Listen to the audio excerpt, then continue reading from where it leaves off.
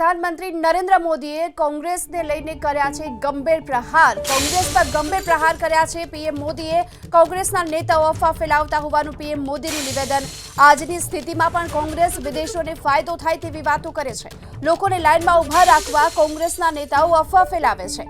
કોંગ્રેસના નેતાઓ માત્ર અફવા ફેલાવવાનું કામ કરતા હોવાની વાત પ્રધાનમંત્રી નરેન્દ્ર મોદીએ કરી છે। આ સાથે પણ કહ્યું કે નેતાઓનો લોકોમાં ભાગલા પાડવાનો પણ પ્રયાસ છે।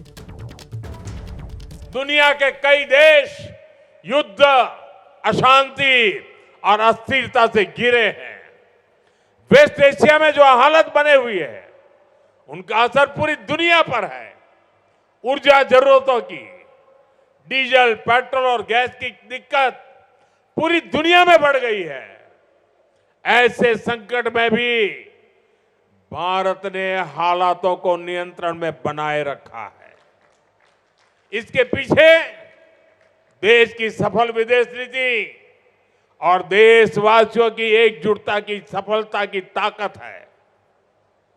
लेकिन भाइयों बहनों, दुर्भाग्य देखिए, हमारे देश में कुछ राजनीतिक दल वैश्विक संकट के दौर में भी राजनीतिक रोटियां सेकने के बाज नहीं आ रहे। इसी सियासी षड्यंत्र में सबसे आगे कोई है तो कांग्रेस पार्टी है। आज जब देश को एकता और एकजुटता की जरूरत है, कांग्रेस के नेता देश को बांटने में लगे हैं। आज जब देश को भरोसे की जरूरत है, कांग्रेस भय और अफवाह फैलाने में लगी है।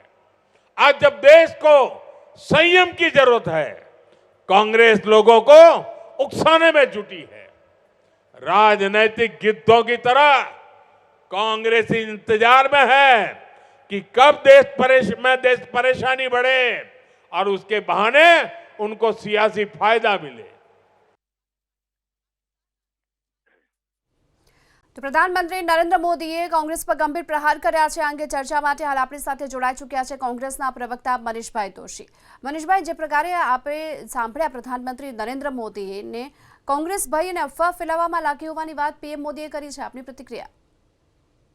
પીએમ કોમ્પ્રોમાઇઝ એટલે કે એમની એવી તો કેવી મજબૂરી કે જે 2014ની પહેલા દેશ આખામાં મજબૂત વ્યક્તિત્વ તરીકે વાતો કરતા હતા।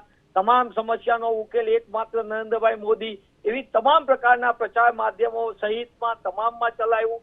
સત્તા મળી ગઈ। આજે 11 વર્ષ પછી હવે કોંગ્રેસ ઉપર નોટબંધીનો નિર્ણય એમનો હતો। કોણ લોકો દેશના કેવા પરેશાન થયા, કેવી હેરાનગતિ થઈ, લોકો લાઈનમાં લાગ્યા। કોંગ્રેસે અફવા નહોતી ફેલાવી। આજે પણ દેશની શું સ્થિતિ છે, કેશ ફ્લો કેટલો છે, બધા જાણે છે। રૂપિયાનું અવમૂલ્યન થાય, કોણ બોલતું હતું? મનમોહનસિંહજી વખતે 54 રૂપિયાના 64 રૂપિયા સુધી પહોંચ્યો। કોણ કહેતું હતું દેશમાં દેશની સાથ ગીરે છે અને પ્રધાનમંત્રીની ઉંમરને પાર કરી રહ્યા છે? અત્યારે 95 રૂપિયાના રૂપિયો ક્રોસ કરી ગયો છે। કોંગ્રેસ અફવા ન ફેલાવી, તમારી આર્થિક નીતિઓના પાપે દેશનો રૂપિયો ઘસાઈ રહ્યો છે અને દેશની આબરૂ જઈ રહી છે। દેશની અંદર એલપીજી ગેસનો જથ્થાની વાતમાં તમારા જ મંત્રીમંડળ, પેટ્રોલિયમ મંત્રાલય એક વાત કરે, કંપની અલગ વાત કરે અને ખુદનું ટ્વીટ અલગ કરે। એટલે ખુદની નીતિમાં નિષ્ફળતા ઢાંકવા કોંગ્રેસ ઉપર આરોપ મૂકવાની વાત કરે છે। કોંગ્રેસ દેશ માટે કોંગ્રેસ મનીષભાઈ, સમયનો અભાવ છે, આપનો આભાર અમારી સાથે જોડાવા માટે।